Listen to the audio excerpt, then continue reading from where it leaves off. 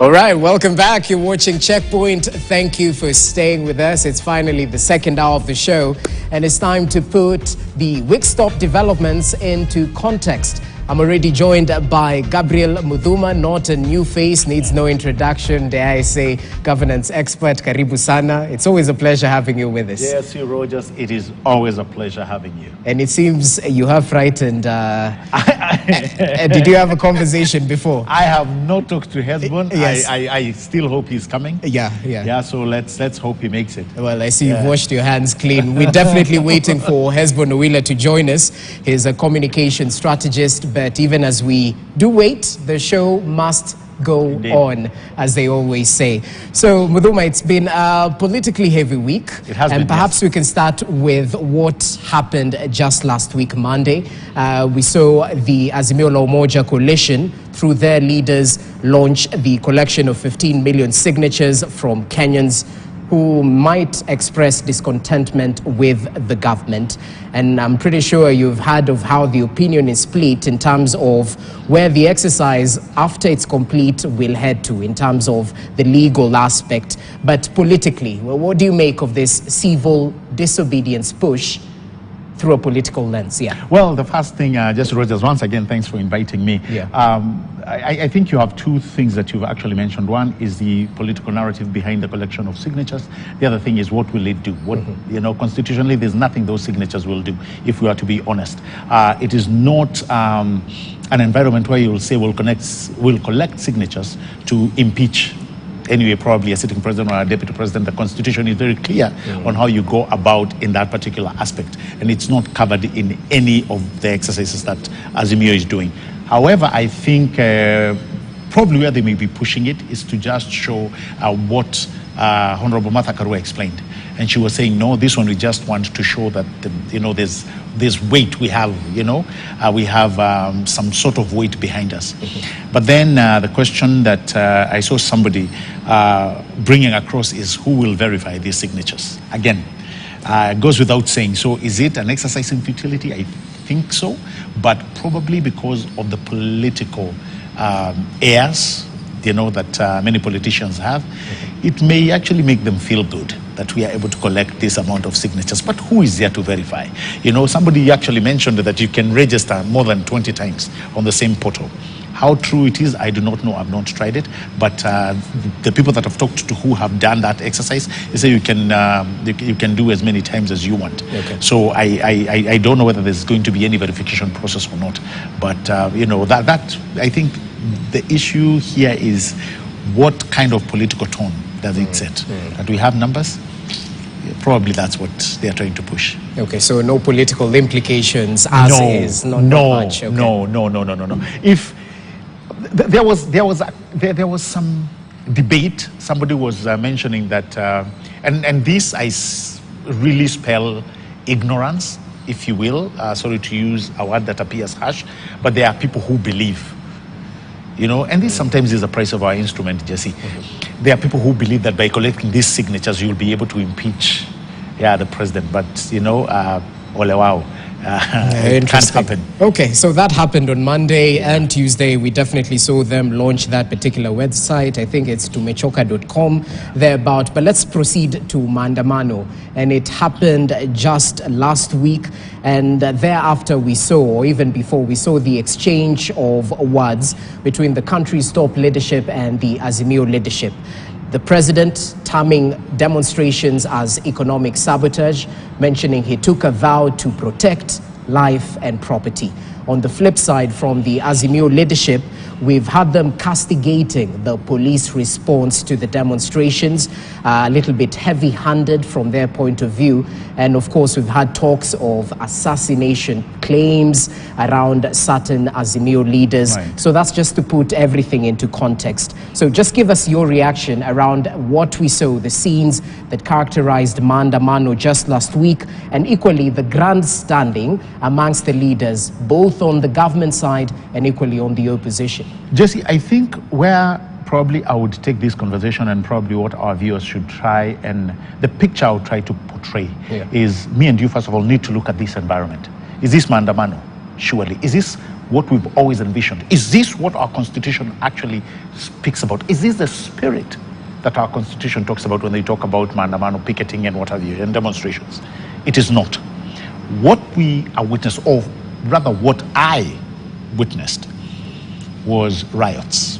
Indeed, if I was to push it a little bit further, it's nothing short of domestic terrorism. That's what it is.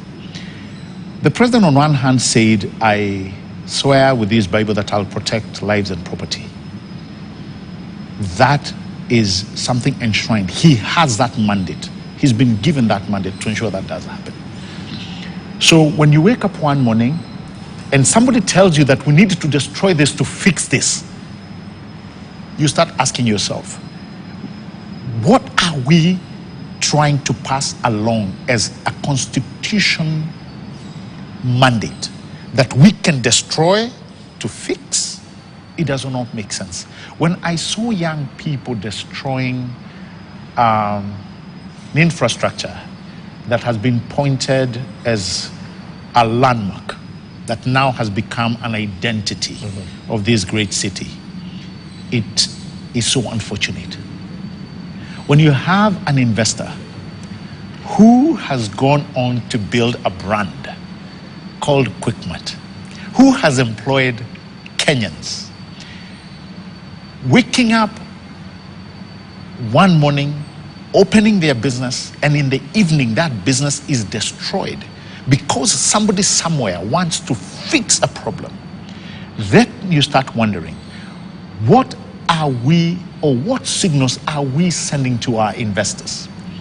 Now, when investor XYZ are looking for a place where they can bring in their hard-earned money or part of their wealth, the first thing that they must satisfy from that particular environment is that, is this environment conducive?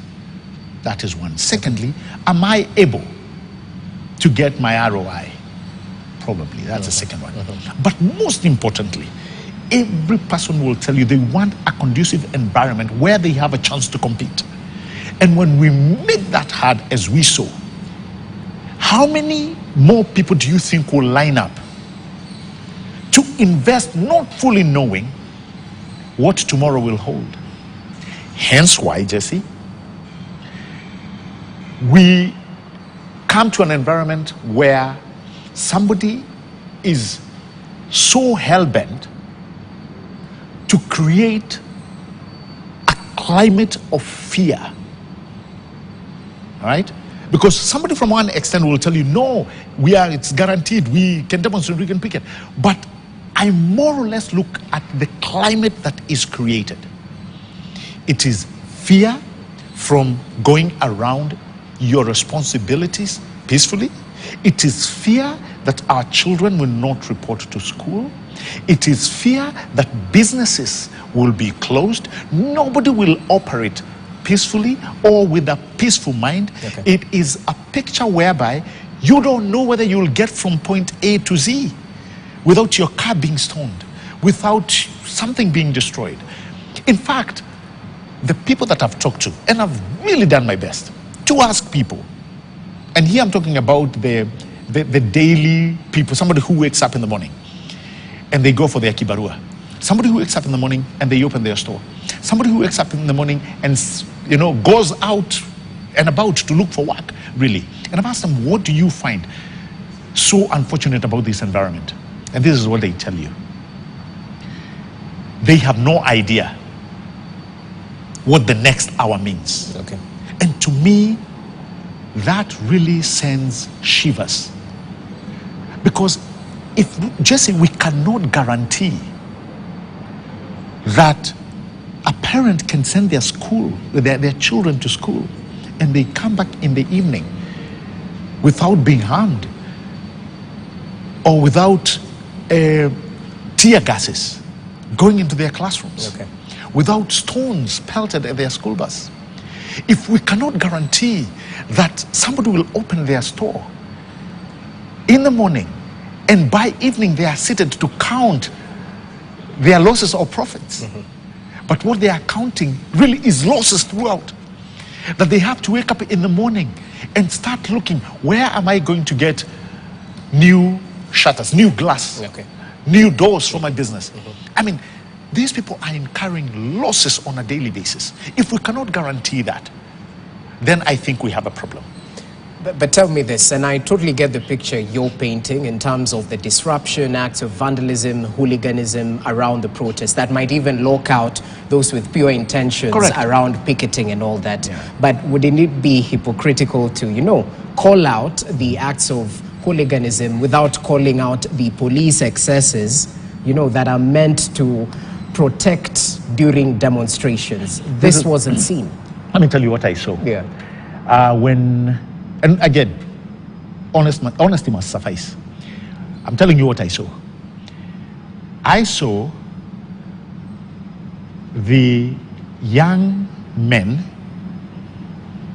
destroying an infrastructure without the police being around.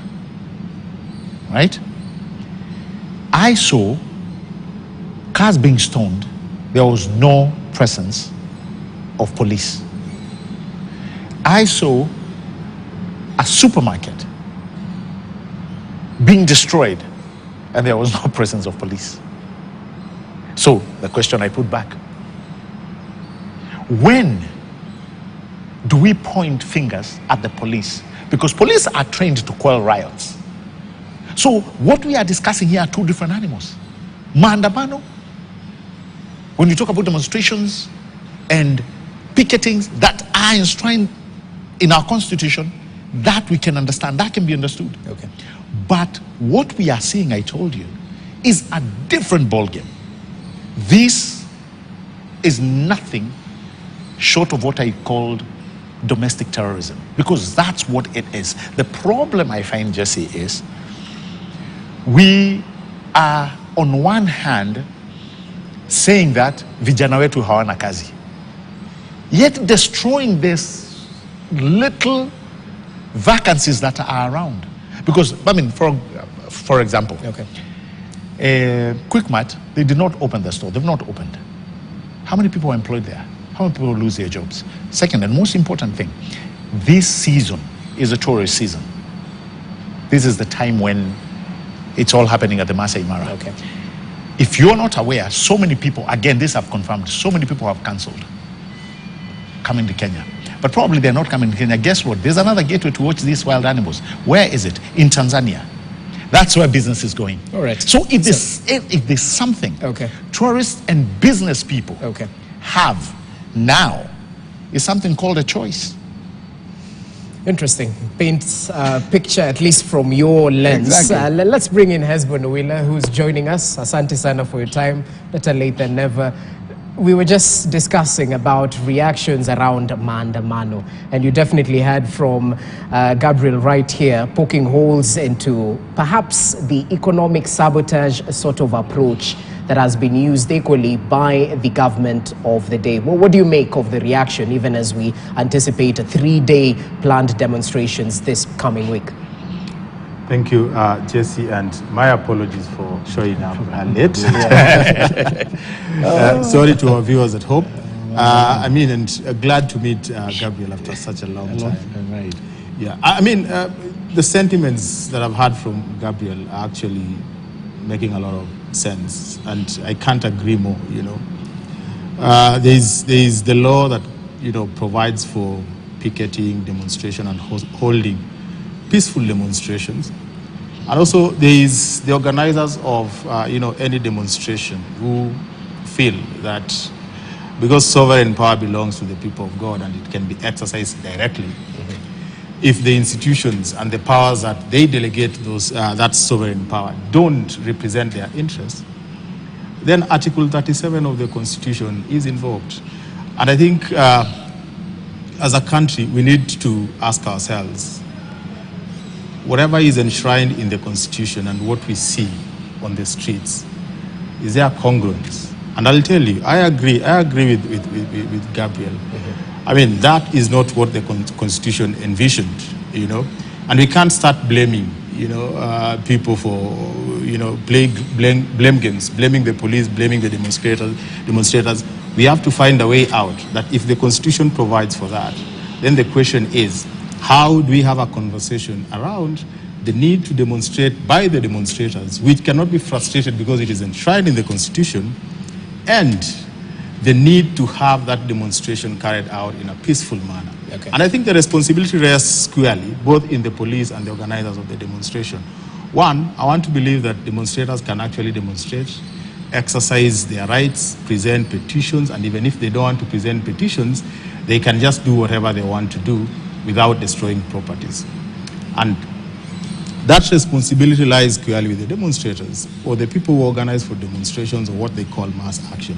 They have to weed out criminal elements in their demonstration. And no one can tell you that it is impossible in this country. Just the other day, Raila Odinga walked, from his home, boarded a matatu, ended up in town.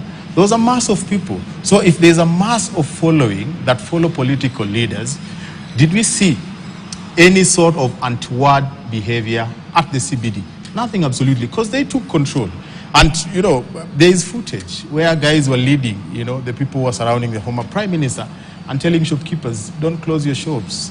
Nothing bad will happen. I mean, this is just a celebration, of Baba getting into the CBD. If they manage to do that, I want to believe that they can manage to do that.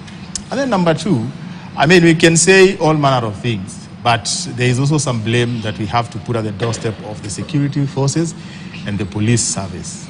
Because if the Constitution provides for peaceful demonstration, it is incumbent upon the police to, first of all, provide security to the demonstrators and work with the demonstrators to ensure that there are no criminal elements. And then number two, it is the responsibility of the police officers to ensure that anyone who is not interested in demonstrating is also protected.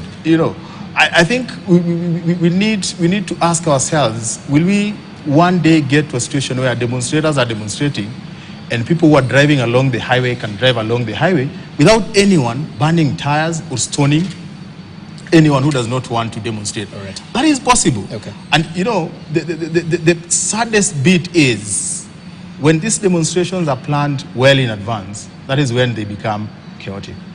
If the impromptu by Baba just the other day is anything to go by, then when demonstrators are planning demonstration, then they need to be very careful who can infiltrate their plans and bring in some criminal elements. And then number two, when security forces, are given notice of a demonstration, because no one is asking you for permission, it is in the Constitution, they need to have a dialogue. This combative approach that we see from both sides of the political divide, that we shall never see this, no one will demonstrate, does not help. If it is enshrined in the Constitution, right, there has to be a way of, merging their interests and ensuring that the life of Kenyans is protected. And lastly, Jesse, before I finish, we also need to ask ourselves, if people destroy properties and people die, who is responsible? Because if you destroy properties, including state properties and infrastructure, should be identified and charged in a court of law. You should not be killed. I don't think demonstrators have live bullets. So if you're talking about destruction of properties, I think the state has the machinery to get people and apprehend them. Okay. And equally, if people are killed, we need to ask ourselves, do demonstrators have live bullets? And these people who die, what causes the death? And trace whoever caused the death of those demonstrators and deal with them. Okay. But I also want to believe that demonstrators also have a responsibility not to provoke security forces as well, and not to destroy property. Okay, so you've spoken about the combative nature we find ourselves in as a country, and perhaps Muthuma, as you come in and respond to what has mentioned, let's speak about the grandstanding of our leaders, because we've been here before and we've had this conversation. Once the grandstanding happens, the voice of reason perhaps leaves and exits the stage quite a little bit. Quite unfortunate it is. But in such a situation, in terms of what we find ourselves in, what's the best likely outcome? Is dialogue really an option on the table, bearing in mind we had, the bipartisan talks which crumbled even before they really kicked off? Just, it's unfortunate, very unfortunate, that the bipartisan talks really were watered down. I've always said, and I keep repeating, the only thing that will make a mark, and one that will last for a very long time, is dialogue. That's why you hear people saying, give dialogue a chance. Well structured, we can expect great results. Now, let me tell you something that you've talked about, the grandstanding of our leaders. And here I'm going to give you a few examples, and I hope not only us, but also our viewers will get this. And sorry to bring this, because this is something that happened some years back. When ICC happened, the current president, William Ruto, and former President Uhuru Kenyatta were taken to ICC. Was there any proof that they pulled the trigger? No. All right? They were taken there because they had the highest political responsibility. Right? So many leaders think that you can do things behind the scenes, and just because you will not pull the trigger, you are okay. That's not true. Let me give you an example. And this one, I'll use the examples that we see every day. A few weeks ago, a high number of deaths were reported in Londiani. A truck went and caused deaths. At the end of the day, two things were reported: deaths and pain. A driver who said brakes failed. Do we know about this car whether a police officer saw a car that was not roadworthy, took a bribe and allowed it to continue? Do we know? No, we do not know. What we know, Jesse, is that deaths and pain were reported. Number two, you have a doctor who works in a public hospital. His work is not to live by the rules. It's to steal medicine, probably abscond work. You have a case of a patient who comes, he does not find the required personnel or the medical devices that are supposed to be in that hospital. And guess what? They are not able to get the service that they need, and something happens. They die. Okay. Death is reported. You have a politician who pays some youths who are not employed to go and cause fracas. Somewhere in the middle, something happens and lives are lost. Death is reported. Now look at this situation. And then you have an armed robber who is directly involved to harm and injure, goes and hurts people, kills somebody. Guess what? All the examples I've given you, death and pain. Yet there are people who think that just because they are behind the scenes, the actions do not count. That is the example that I want to give us tonight. That we may think just because we do not pull the trigger, by paying people to go and cause mayhem and cause havoc and deaths, or the result thereof does not affect us. But it so does, because the trail that we leave creates a reputation capital that will trail us for the rest of our lives. So you don't have to pull a trigger to kill. That is the message that most of our leaders should have. Husband, as you come in on that, we've had talk about Maandamano, morphing into a self-propelling movement. Is this a reality, or is it just delusion? It won't see the light of day that, Maandamano might take a life of its own? And if so, what is at stake politically, especially for the government of the day that won perhaps through a popular vote? What exactly is at stake? Well, I think for starters, when Maandamanos take a life of their own, the casualty could be either side of the political divide, could be all the political class members, but the damage, of course, is going to be big on Kenyans. That's why, there's a cry from different walks of life, all Kenyans saying that, we need to reconsider. We need to reconsider taking people to the streets, the escalation of the hard stance that we see from both sides of the political divide, we need to reconsider. Because you never know. You might be thinking that Mandamano will favor your side of the political divide, and it doesn't. And you see, the critical question that we may need to ask ourselves is, do we even know why people are going to the streets? Are they going to the streets because of high cost of living?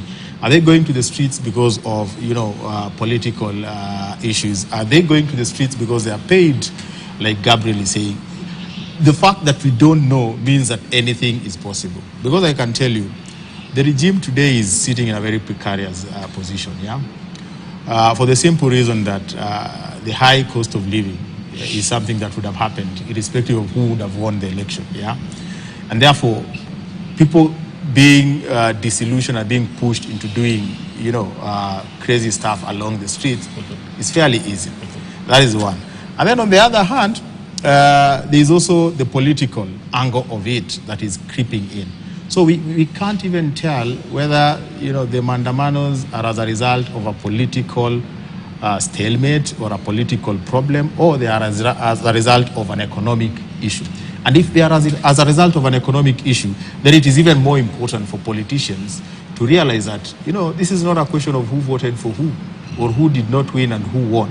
This is a question of, can the leadership of this country sit down and address the plight of the common mwananchi?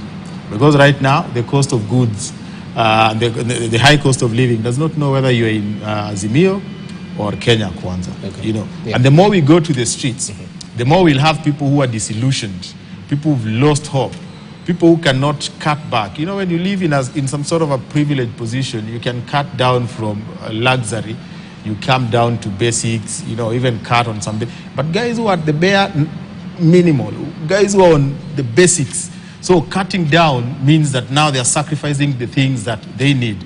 Those are guys who can team up together. And I think it would be a sad day for the political class if the Mandamano that we are talking about takes a life of its own. Okay. I know it has happened. It has happened in other countries.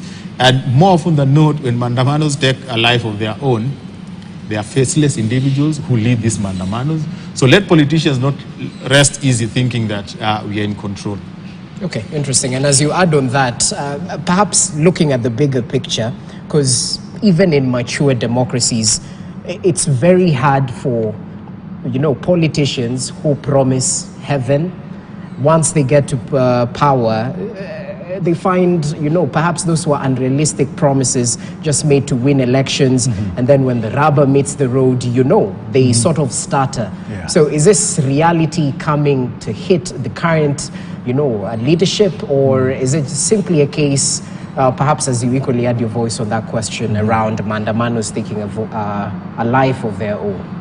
Well, once they've taken a little bit, like we've seen in many other places, and not even many other places, like right now, honestly, they've become a threat to national security, and that's a fact. When that takes place, you build, the only thing you can expect is the government to build resistance. Because let's face it, the president has a constitutional mandate to protect lives and property. So that resistance has to be built. And that's why when I used heavy words like domestic terrorism, that's what it has become. The conversation, Jesse, that I hear from politicians, and Hezbollah has actually alluded to the same, is the high cost of living, the escalating food prices. But those are just taglines, because we should be leading the conversation. And when I say we, I mean most leaders, including governors. Azimio, as well as Kenya Kwanza, they have governors who are presented from their parties. The conversation I would have been expecting by now is what are respective counties doing as far as food is concerned when you talk about the escalation of food prices. Can't we ensure that we exhaust that narrative, discuss and ask, hey guys, listen, agriculture is a devolved function. The national government is not controlling everything. Can we sit and say, now that we have rains here, are we ready to multiply our harvest? That is the conversation that we should be having. I can understand when you have oil marketers and oil producing nations come. Look at what we had. We had a huge delegation from Saudi Arabia. And I expect that that's the conversation that was going. Okay. We have to be alive to the sophisticates of this century. These are the times, Jesse, that we've accepted, all of us. Therefore, you cannot say in one hand, oh, we are going to do maandamano because of high cost of commodities. Then what? When we come and put tires on a road, fully well knowing that it is damaging the tarmac, and 2 weeks later, you start seeing potholes on those roads, then a month later, you're pointing to the very same government, hey, potholes imejaa kwa barabara. Okay. What are you people doing? Knowing fully well that whatever you started, those are some of the, the opportunistic advantages or disadvantages rather of some of these maandamanos that we are seeing. Okay. So the question we should be asking ourselves is, are we really fixing or are we destroying? And to me, from where I'm seated, it would be more if we have these constructive dialogues and discussions like the bipartisan talks that we had started. I was just hoping that that could work. And guess what? In 2007, what worked? It was dialogue. Yeah? All throughout history, whether you choose to look as far back as you want, it is dialogue. And when it is structured, it actually brings about good results. So I think if anybody was to advise them, Lengo of Azimio, that is the best way I would point them. You have members of parliament, you had chosen a team, let them go back to the drawing boards. There's same bipartisan talks, because I believe that is where they would get more results than these maandamanos that we are seeing. In terms of the messaging, Hezbon, and we've talked about this previously, has Azimio sort of clarified in terms of what they are set to achieve from, the planned demonstrations? Because a little bit earlier on it was hazy. Are we focused on IEBC commissioners? Are we focused on the cost of living? Is it about an illegitimate government, So in terms of messaging, what do you make? Well, I think in terms of messaging, Azimio has been very clear.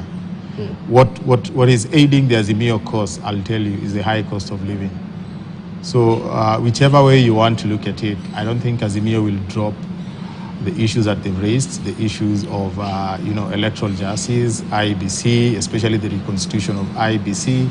I don't think they'll drop the stance on what they think about the last election. And I mean, those are legitimate concerns that once ventilated, and I thought they would be addressed in the bipartisan approach, which is now dead. And I can see the reason why it died, because part of what Azimio had on the table was not just the political issues of IEBC, the electoral justice, legitimacy. They also appended onto that conversation. And of course, for purposes of bringing as many people as possible into the conversation, the issues of the costs of living and putting the current regime on those to deliver on its mandate. And on the last two, I mean, you can't fault Azimio. I mean, Kenyans are actually polarized on issues of election, legitimacy, and all that. Okay. But I don't think Kenyans have a problem with any sort of conversation around the escalating cost of the high cost of living that keeps going high, and the promises that this regime made to Kenyans while they were campaigning. Those two things, if those two things are addressed, with or without maandamano, I think Kenyans will be in a very bright space. Mm-hmm. And there's no Kenyan who is not interested in having the lofty promises that Kenya Kwanza promised Kenyans. Even me, I'm a lot more interested in seeing how the Hustler Fund will take us to the next level, in seeing how they're going to boost production like they promised, in seeing our women not tilling anymore but using tractors. I mean, they promise a lot of things, and if you are unga was supposed to come down with the Bible coming down. And sometimes you ask yourself, is the Bible still up? Is it down? And if it is down, are those not germane questions to ask, that we are going to have the cost of unga coming down? But let me also say, there are things that we cannot wish away, Any political formation will take advantage of the current situation, especially if it is not in government, because they ride on the current situation to help the public understand that in the next election, if you give us power, these are the things that we will address. And they point an accusing finger at the current regime by saying that these are things you promised and you're not doing. So you'd expect Azimio to do that. And I think if they were not doing that, we would be shocked. But on the other hand, I think as constructive Kenyans, we may want to critique what the regime is doing from a point of helping, a very constructive way. Because one of the key things that I remember this regime talked about was subsidies. They were going to subsidize at the production level, which is an amazing economic, policy. When you subsidize production, then it means that you're going to build an economy around local producers, value addition, and all that.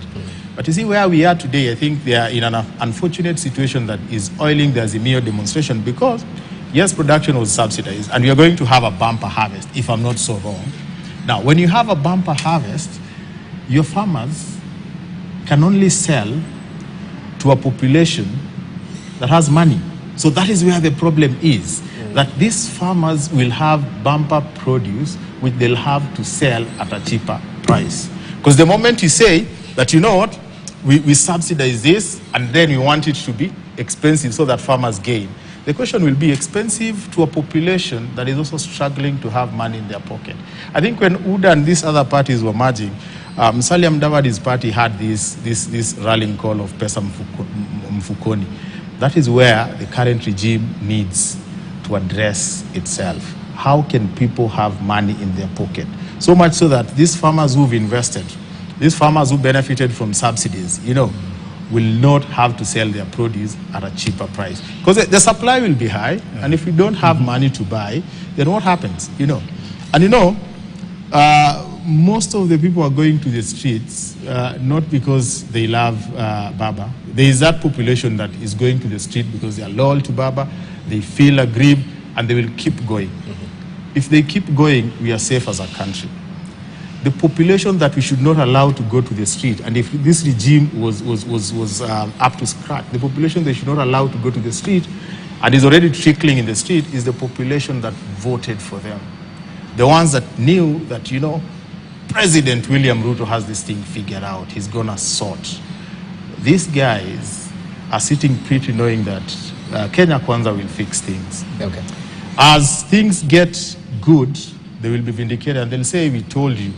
But if things don't get to a situation where they would say, we say that she's going to fix it, he has fixed it, these guys will be disillusioned. And this is the dangerous population to go to the street, because they will not be going. When Azimio fans go to the street, they are going saying that we did not vote for you, you are not doing anything for us, and we are not going to, give you legitimacy. But, if it is Kenya Kwanza guys going to the street, they will go with that bragging right that we are the ones who gave you the votes.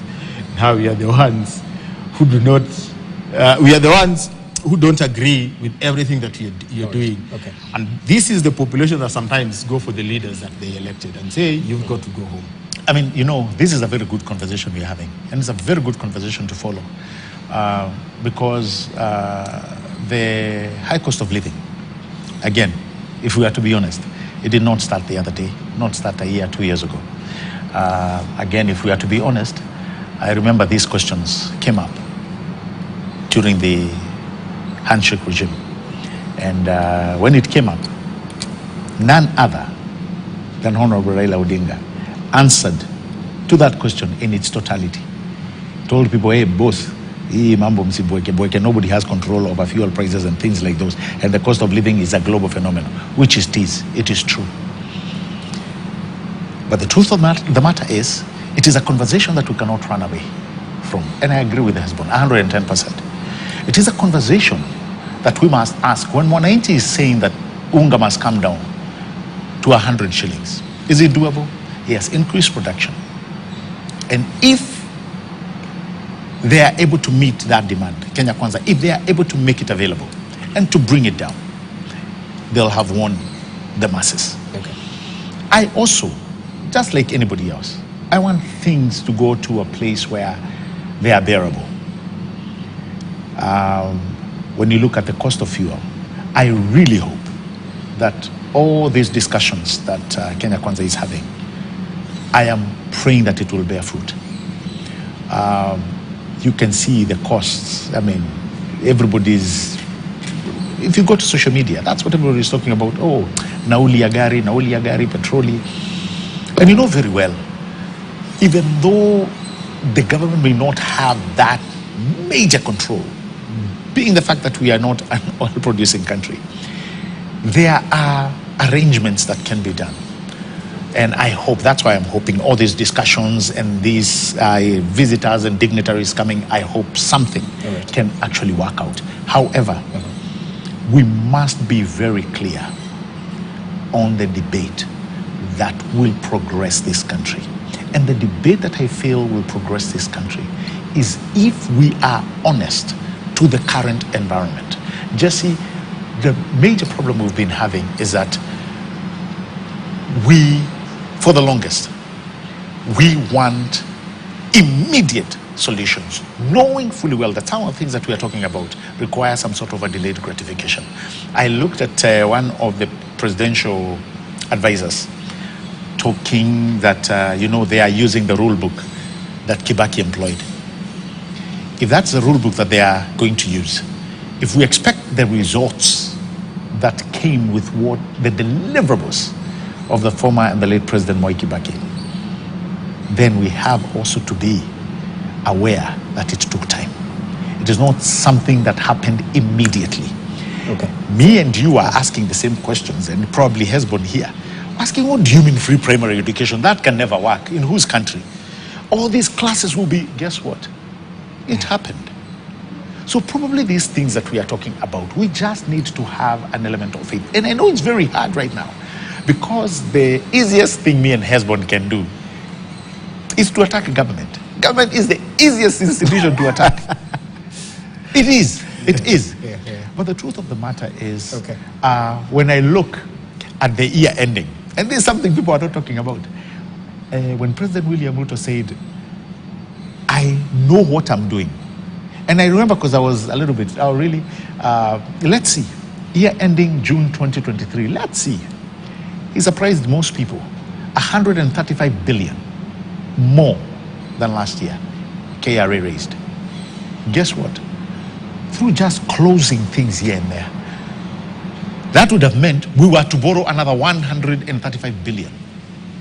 So things can go, things can move. So we need to give him time. We need to. At the end of the day, there are things that me and you, Jesse, and our good friend here, Bwana Hezbollah Willa, we very well know things are not just going to happen through some magical process. But you everything know what? Will take time. As much as we, it makes sense giving them time, we still hold these leaders to account in terms of their own pronouncements. As we should. So when the president says, and perhaps it's an issue of messaging, Kekelea Biblia chini, hii mambo ni tasa. So, and then right now they're asking for more time to perhaps roll out their projects, and then eventually we'll definitely see pesa mfukoni, So, and by the way, Hezbollah, I don't know whether you guys talk to Common 190. I have really talked to so many people who actually will tell you that the Hustler Fund has made a difference. For real. And sometimes, let's not even take word from them. Just look at what Safaricom is saying. The number of subscribers that they are able to add into that network. So it tells you there is something working. What probably just we should not do. And I know sometimes, like I'm telling you, the easiest thing is to leave a government. Is sometimes to say, can if this is able to happen, because that's how most of the time you're able to focus. If they've gotten to from A to C, then you're sure that they can get from C to F. All right, benefit of doubt. It definitely makes sense. And Hesbon, kindly indulge us on this, just shifting focus briefly, because just yesterday we saw the Interior PS Omolo's Homa Bay homecoming, in which many political undertones emerged. What's your analysis generally in terms of Ruto's Nyanza charm offensive, number one, and his plan to checkmate Raila Odinga in his backyard? Will he succeed where perhaps others have failed?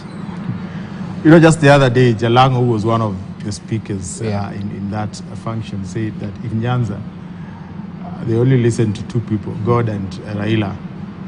And I don't think that will change anytime soon, you know. People will still listen to Raila Odinga, not because of the position that Raila Odinga occupies. I'll tell you, if you go to the National Museum today, there's a section for, you know, the history of this country. And you look at the second liberators. There are actually 7, I think, that have been captured there. So there is Kenneth Matiba, there is Charles Rubia, there is Wanyiri Kihoro, there is George Anyona Moseti, there is Jean-Marie Seronei. I don't know whether there are 7 or 6, but in the middle is Raila Odinga. So there are things that happen. You know, there is loyalty that Raila enjoys that is not born out of the position or what he's looking for. It is actually anchored on the fact that he's been part and parcel of the struggle, and he evokes sentiments that are in touch with the common mwananchi. If he fought when it was difficult to fight for this space that we have, then why would we believe that right now he's fighting for another cause? And I think that's what is happening in Nyanza. But, you know, going back to that function yesterday, I mean, it tells you about the maturity of our democracy. I mean, we've made strides. Look at the last general election. And I like what the president said when he told the gathering that he went campaigning in Luo Nyanza, and specifically in Homa Bay County. And even his closest people were telling him, why are you wasting your time? You won't get anything here, you know?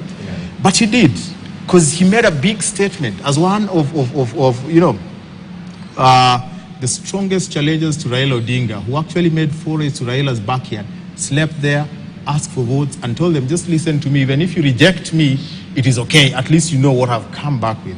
Okay. And since he won the election, he's gone back there enough times. And I think that's the direction. Even the speakers who are, you know, speaking, including Aaron Cheriot, who is known for being very inflammatory, I think he was toned down. He was very reconciliatory in his speech. Now, if you look at just the communication climate around that place, it tells you that we are making very serious strides. Now, why as a country should we make such strides? You know, should we have a president who is talking about, who was creating a pathway for a united Kenya by campaigning in Homa Bay County, by keep going back to Homa Bay County, by serving all Kenyans, and then we fail in this one critical instance where the people who don't agree with the government of the day are brutalized. I will tell you without any fear of contradiction that most governments actually benefit from mass action, peaceful demonstrations, because then it gives them the reality of the pulse of the nation. Okay. And if a government is responsive to the wishes of the people as expressed in this peaceful demonstration, who, as a political leader, would come out and say, this is what these guys were demonstrating, the government has given them, now I'm creating another problem. I mean, the person who will create another problem would now be considered the problem, you know. And I think that's where we are, that we want to assume that when people come out to demonstrate, then there's a figurehead that is mobilizing people to cause problems. And then we run away from listening. So if you're making strides, I think it's important that we just make strides along all fronts of our democracy. But finally, let me just say that, you know, sometimes it's not really about the people. It's about the politics.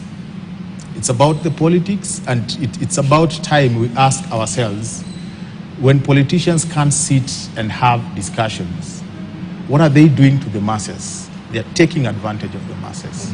And that is a reality that we need to remind our politicians. That if you keep saying that you know, people will know who you are, if you keep saying that we'll have to go to the streets, why is it that instead of the political forces talking to each other, they are shouting in barazas? And the people they are addressing are actually people they can reach out to. Interesting. Let me just add one thing from Yeah. what the ceremony that was going on in Homa Bay.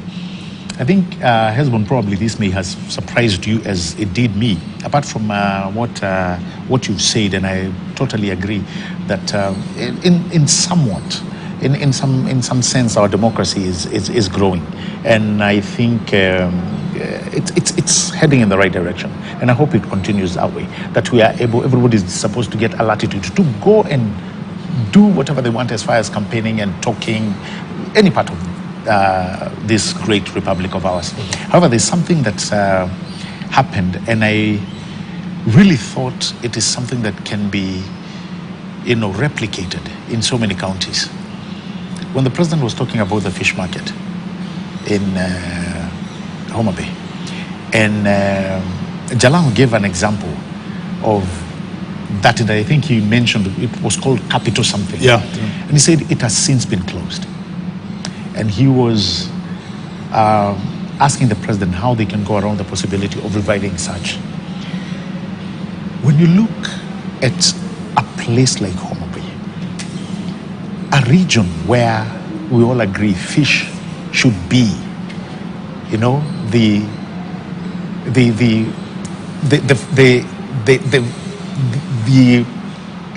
business that comes out of that locale. It should be the driving economic factor. But yet you're told that they are importing fish. You really start wondering whether we got what devolution was all about. And this has been my concern. That's why I'm saying we must change the narrative from looking at the national government as this holistic being that has the solution. I would expect the people of that county, same way I would expect the people and the leaders of Kirinyaga to sit down and find solution as to producing more rice. The people of Meru sitting down and seeing the kind of cash crops that comes from that region, and them coming up with solutions to multiply that produce is the very same thing I would expect. That's a conversation that should be happening in this country. But when we play too much politics, Jesse, we lose it because we are failing to focus that there's so much that can come out of that particular region, that there's so much employment that that particular facet can employ. So I think it goes back to what I'm urging all of us to start looking at, and that is to pay more attention to the conversation that should be happening in our counties. That is why when sometimes, I am taken aback when most of the time we are saying, oh, we don't want corruption in the national government. Yes, I'm a person who will say no, zero corruption in the national government, but at the same time, using the same breath, I don't want corruption in our counties. And that is why I think these governors and the leaders in the counties should be among the people, the vanguards of providing solutions to some of the problems that are facing this country. Okay, well, away from solutions, and let's go back to political noise just briefly. And Hezbon, indulge us on this particular matter, because I don't know if it's shadow boxing or whatnot, but we've had the name of the former president come up time and time again. And this time around, the Kenya Kwanza leaders associating him with the demonstrations, calling for the former president to disassociate himself, with the Azimio demonstrations, without much speculation whether, it warrants any such talk like that. What exactly is the political message here? Is it simply a political smokescreen, or what exactly are they trying to, fine-tune? What would you say? From what I see it, this is just consistent with the messaging that they had during their campaign period before they won the election. Everything for the current regime, even as they were campaigning, revolved around President Uhuru Kenyatta.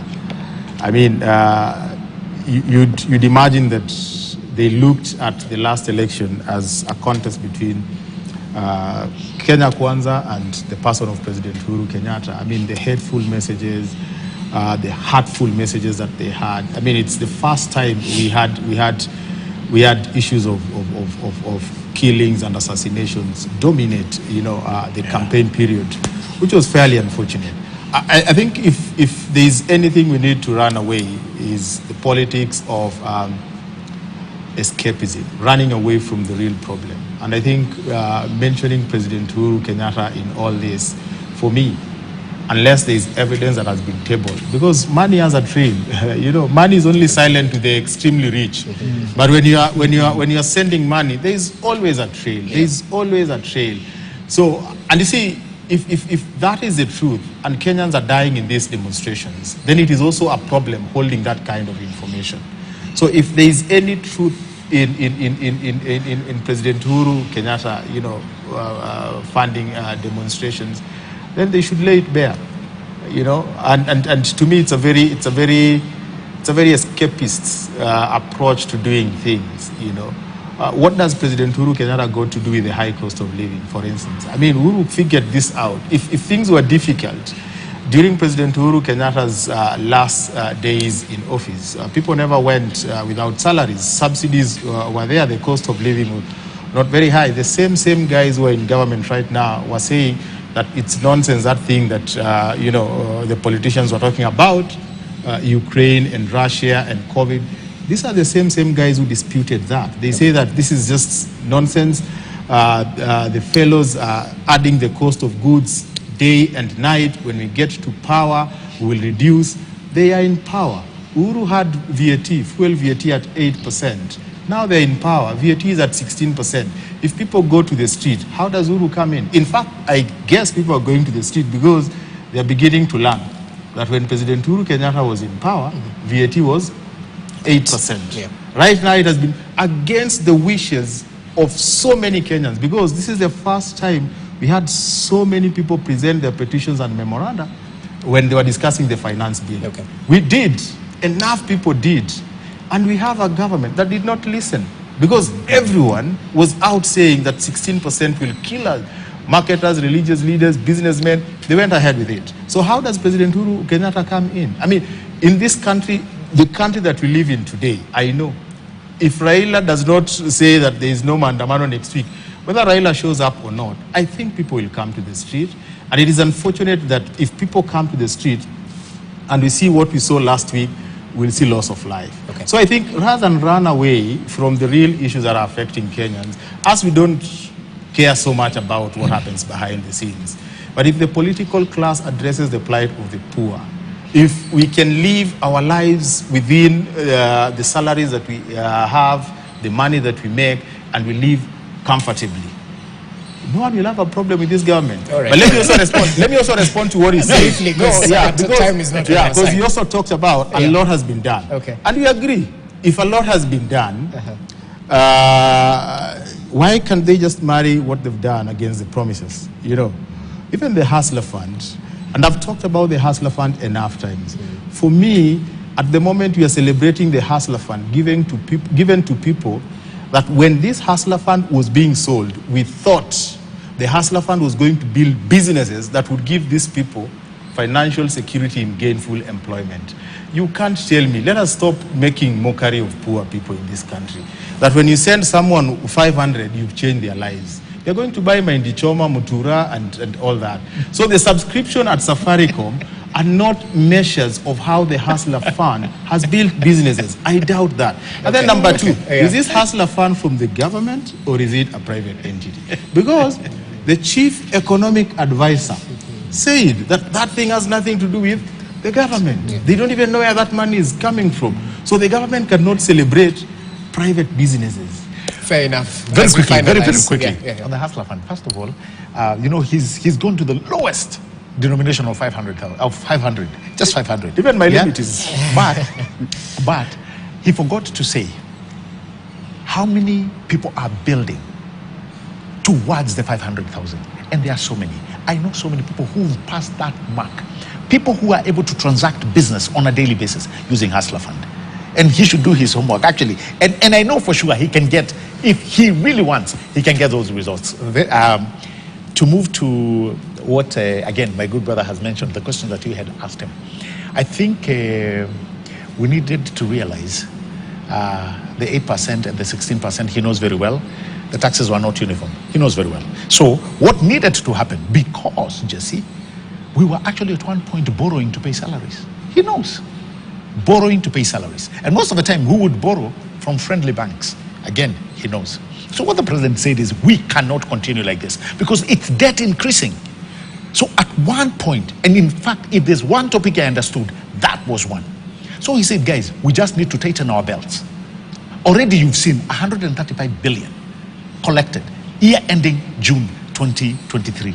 So that tells you we are moving in the right direction, because I told you earlier on, we would have easily borrowed this money. Easily. So the 8% that he's talking about, which was incurred as subsidies, guess what? Most of that money was not paid. Again, he knows. What of the issue about escapism, the politics of escapism, as he's mentioned? Because we've had from the current administration still pointing a blaming finger on the previous administration. Let me tell you, the escapism that he's talking about is the mentioning of former President Uhuru Kenyatta. I told somebody the major mistake the former head of state did. And actually, I called several people to tell them, I don't know whether that was the right move. It was a wrong move. It was a wrong move. When I first saw him on a pickup, on a lorry, seeming like it was in a political arena, I knew that was not the right thing. That was not the right thing. They've not had a rosy relationship, and we know. He, came to office virtue of his deputy campaigning and all the prowess that the man had. The man bled for him. I'd have understood him not supporting him. That can be understood if not tolerated. But the campaigning him was not the right thing. So we go with the fact that Kenya Kwanza, they have the intelligence probably to know that he is funding the campaigns. I have not seen, he has not seen, so here we are going by assumptions. But the very mere fact that they say they have intelligence that he is funding, it is unfortunate. Not without mentioning that, the first assignment that the current president gave was to give the former president a job. That should speak volumes. Really, it should speak volumes. As we finalize, 30 seconds, briefly. Esbon.